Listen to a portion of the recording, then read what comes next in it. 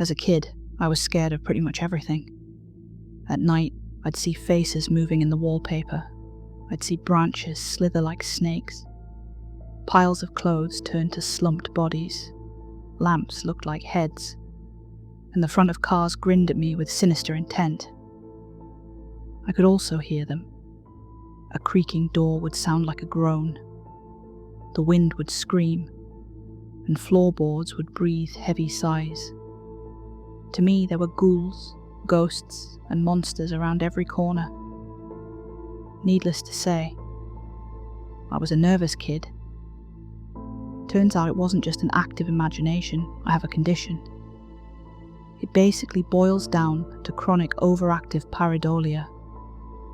You know that thing where you can see faces in cars, or shapes of people in trees? That's pareidolia.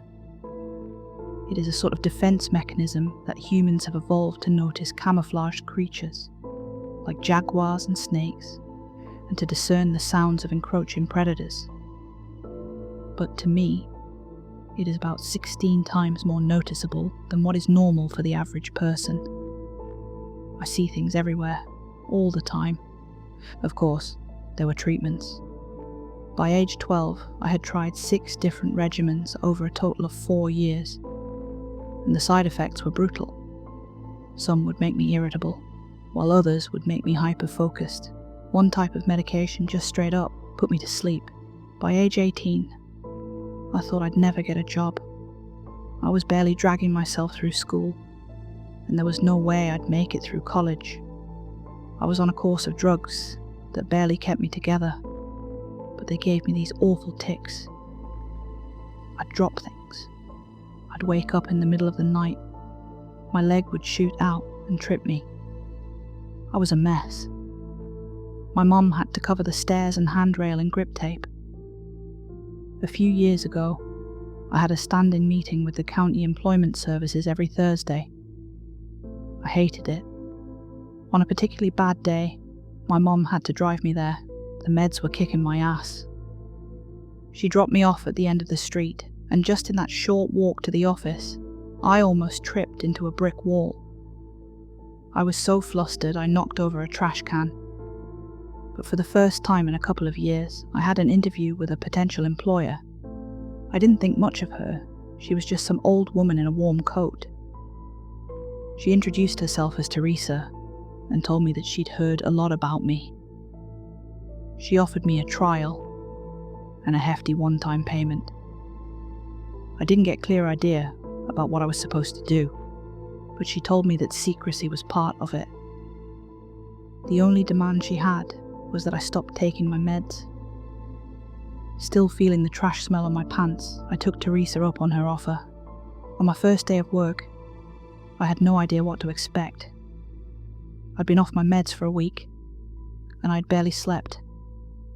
It was hard to wrap my head around the world as I'd seen it as a kid. I'd see faces in the walls, in the shadows, in the leaves, in patterns, pretty much everywhere. I'd hear voices and screams in every braking car, in crinkling paper, in creaking floors. It was hard staying focused, and I was so jumpy I could barely move without flinching. Teresa picked me up in a grey sedan. She was wearing a headset and kept looking over at the GPS. I noticed her leg was twitching, and that she kept biting her lip. She barely looked at me that whole ride. We finally arrived at a small yard, about a 40-minute drive off the highway. There were 2 large trailers and a single-story run-down prefab house from the 60s. One of those things with cheap wood panels and matching broken windows. There were 8 other vehicles in the yard, 4 sedans, 2 vans, a jeep and a bus. They'd set up warning tape, a command tent with laptops and an antenna, spotlights, and half a dozen crates covered with blue tarps. There were armed men with assault rifles, security personnel with handcuffs, and a couple of medics standing by with first aid kits and stretchers. I was swarmed as soon as I stepped out of the car. They fitted me with a headset, protective gloves, a heart monitor, and tagged me with a plastic ribbon around my left wrist. All the while, Teresa was just looking around. a bead of sweat stinging her eye. "What are we looking at?" she asked. 3? 4? "Just one," I heard in the headset. "We got it early. You got the spot?"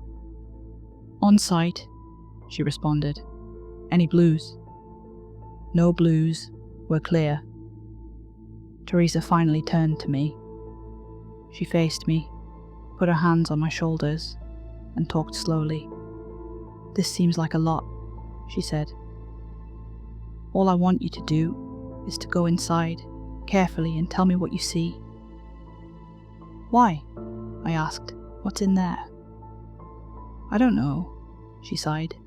"None of us knows, but we think you can see it. Is it dangerous?" She shook her head.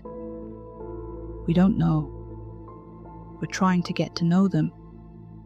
There was a flurry of instructions. I had to sign a waiver. They took pictures of me from 6 different angles and took several blood samples. They took a swab from my tongue, checked my eyes, and fitted me with a pair of safety goggles. Teresa took them from me just seconds later. "Nothing around the eyes," she said. "You need to see clearly." They asked me to approach the door while they were running some kind of diagnostic. Weapon checks, system checks, ready checks. It felt like we were launching a rocket. I could feel my legs shaking. "I'm with you all the way," Teresa said over the headset. "You can leave at any time. Just tell me what you see. And I really mean what you see." The countdown began. At 0, the spotlights turned on, and the entire yard turned into a soundless ghost town. Everyone held their breaths. It was my turn. I stepped inside. A simple 1-story house, 3 rooms, a bathroom, a kitchen. Someone had clearly lived there until recently. There were still clothes flung over a chair in the living room. The power was off, but the pale spotlights coming in through the windows made it feel like I was walking through a hospital waiting room. My heart was pounding out of my chest. I didn't know what to expect, but this payday could be the boost I needed to get my own place. A paycheck with 4 zeros for a single day of work. But standing there, looking into the sterile living room, I was having doubts. "What do you see?" asked Teresa. "Notice anything?" "No, just furniture. A couch, an old TV, a fancy carpet, nothing out of the ordinary."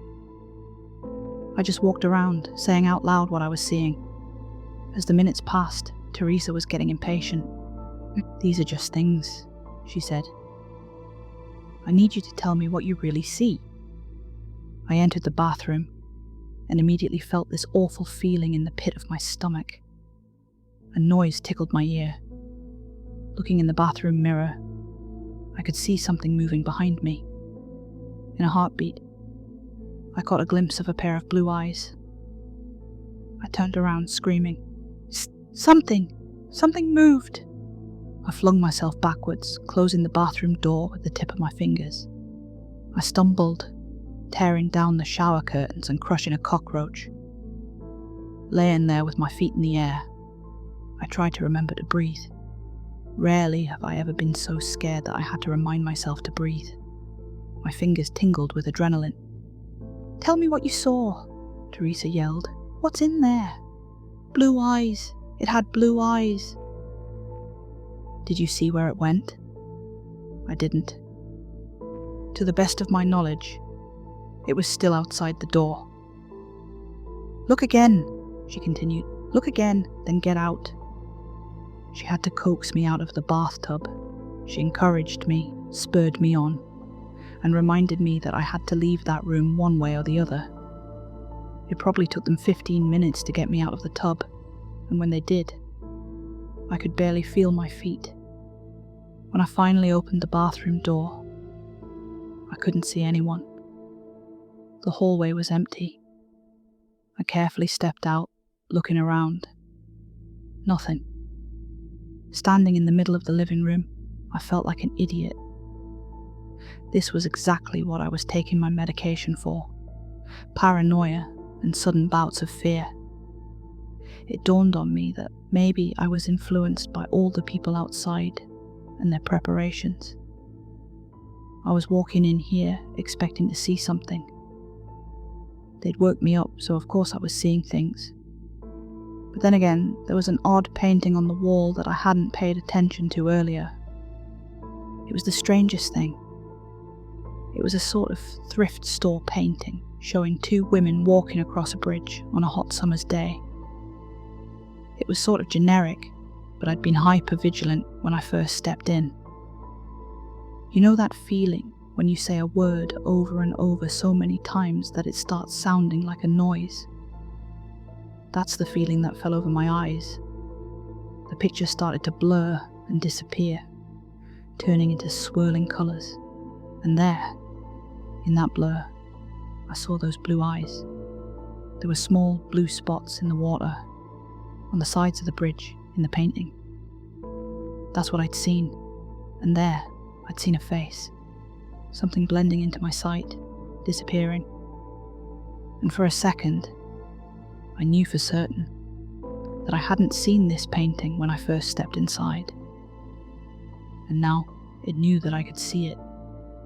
I felt it. I slowly started to back out. "There's something in the painting," I whispered, "in the living room." "You sure?" Teresa asked. "Absolutely sure." "Absolutely." "Get out." I rounded the corner and heard the floorboards creak. I could no longer see the painting, and I could sense something move, backing out of the front door and into the cool autumn air. I could feel hands on my shoulder. Armed men pulled me back, and paramedics started to check my eyes with flashlights. They asked me all sorts of personal questions, like my name, my mother's maiden name, and the name of the president. I was told to lay down, as I heard a team breach the house with stun guns, cattle prods, nets, and a crate.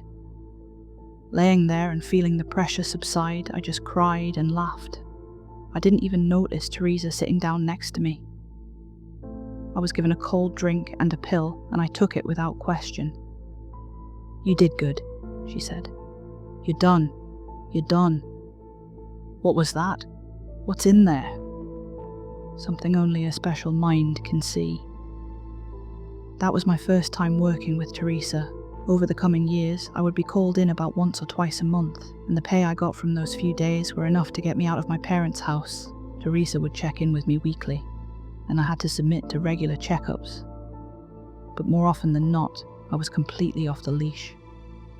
I started to learn a bit more about the company I was working for, and what they were doing. I started getting payments from Hatchet Biotechnica, a subsidiary of Hatchet Pharmaceuticals. My official title was contractor, a title that was repeated like a name. Teresa started going into greater details on what to look for and how to act, but that first mission was a sort of test to prove myself. I had no idea what I was actually proving, but it felt like my tendency to discern patterns and seeing dangers helped me along. I learned a bit more about their procedures. For example, they were adamant about checking for blues. This meant surveying the nearby area to look for some kind of infection, usually taking the form of mist-coloured flowers. Most often blue, but not always. Sometimes tulips, most often sunflowers. Once they just found a bunch of teeth sticking out of the wall. Whenever they checked for blues, this is what they would look for. Something overtly strange and unnatural. When something like this was found, the whole mission would be called off, and they would use controlled explosives to just take out the entire area. In more populated areas, they'd set up tents and use flamethrowers. I remember once, the week before Christmas, when 6 men with flamethrowers were called in to burn down a greenhouse. I'll never forget the way the flames reflected off their visors. To them, it all just looked like flames. But I saw something else. I saw bodies, writhing in the flames. I heard screams in the shattered glass. and in the charred remains of melted plastic, I'd see pained faces glaring at me with hateful black eyes. Up until a few months ago, I had worked a total of 33 cases over 2.5 years. Every case, I'd step into a location and look for 1 to 3 things hiding in plain sight. Up until that point, I still had no idea what they actually were. Sometimes I'd catch a glimpse of something running past me, or see a pair of blue eyes looking at me from across the room. Every time, I just reported it and left. A chair, a fridge, a suspicious window. Hell, once it was a music box. This time, we were just coming up to a house. It was a rainy autumn evening, and the area was already set up when we got there. I saw a for sale sign knocked over by one of the jeeps who'd taken a wide turn. I got suited up, blood samples, plastic wrap, all that jazz. It was set up to be just another job. Although I was still nervous, I was getting better. "No blues?" asked Teresa. "None," said one of the armed men. "We're looking at a single tango." "You sure?" Teresa squinted. "First report said 6. Secondary reading says 1. We might have runners." "Notify the Galapagos," she sighed. "Put him on the hunt." She turned to me with a smile, tapping me on the shoulder. "In and out. You got this." "I got this," I repeated. "Yeah." Standard routine. Countdown, spotlights, game on. It felt like stepping onto a stage. As I walked through the door and saw my shadow stretch out across the floor, I felt like a hunter. That I was the one to fear, and that whatever stayed in this house tried to hide for good reason. "The floor is crooked," I noted. "Strange place." "You sure?" "Yeah," I nodded. "Definitely." I steadied myself and started checking the rooms one by one. I waited for that feeling to emerge, my eyes seeing through the obvious and seeing the picture beneath the picture, the blue eyes emerging from nothing, and the patterns of shadowy figures growing clearer. Just relaxing and expecting that feeling to wash over me was enough to put me at ease. But I could still feel a primal part of me tickling my nerves, expecting me to panic. But nothing happened. I checked the kitchen, the living room, the bedroom. There was nothing. Just a strangely crooked floor, empty rooms, and the echo of my own footsteps. An empty guest bedroom with a single window. Through it, I imagined scowling faces in the trees outside. 20 minutes passed, and I got nothing. I reported to Teresa, and she assured me we were still getting readings from inside the house. Something was still in there with me, but I hadn't seen anything. I went through cycles of denial, fear, and anger, over and over. What was I missing? Finally, I just sat down in the middle of the living room floor. I scratched my eyes, sighed, and tried to relax. "Teresa, I'm not feeling it. Are you sure?" There was no response. "Teresa?" "Yeah," she responded absent-mindedly. "Yeah, no, we're good. Hold on for a minute." "We're good?" I asked. "What do you mean, we're good?"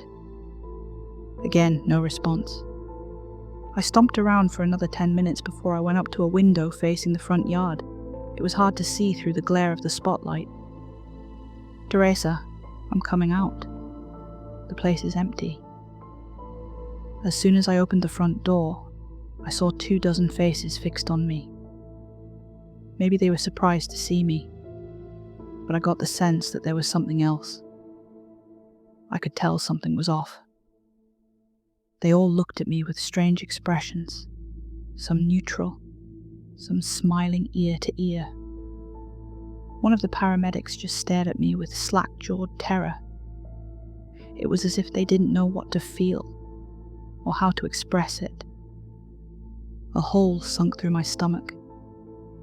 I got that hollow feeling as my eyes glazed over like I was staring at something false, something hiding a pattern.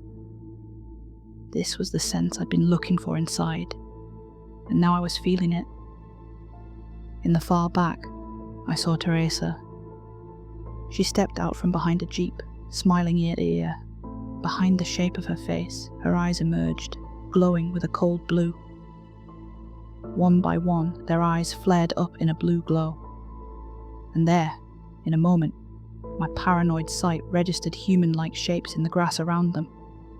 Headless, mauled bodies, imposters, lookalikes, mimics, nightmare beings, having tricked us into a trap. One by one, smiles started creeping across their faces.